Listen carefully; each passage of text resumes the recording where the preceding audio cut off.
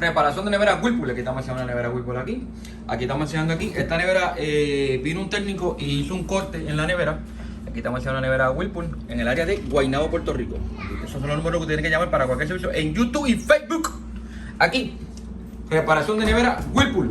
Y aquí vamos a enseñar a todos los técnicos que me están siguiendo y a los seguidores en YouTube y Facebook lo que hizo la otra compañía. Pero tenemos que educar a los clientes y a los técnicos para que sepan que esta mal práctica tienen que dejarla de hacer.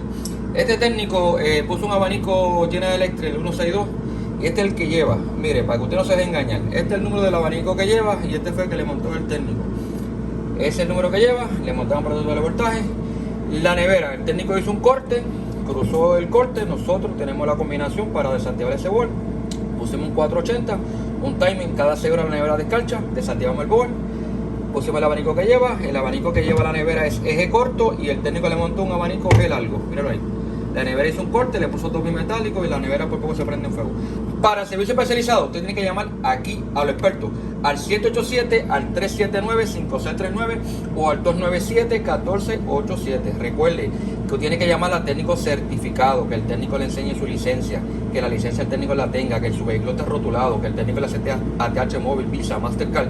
Si el técnico no cumple con esos parámetros, usted está llamando a un chivero.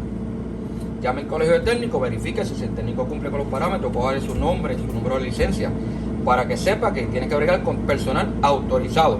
Para servicio especializado, 787-379-5639, 297-1487 o al 533-1487. Recuerde que los expertos están aquí. Desactivación de tarjeta, de sistema de tarjeta al sistema manual. Recuerde que esto es solamente para expertos. Los expertos están aquí. 25 años y enfrentando todo Puerto Rico.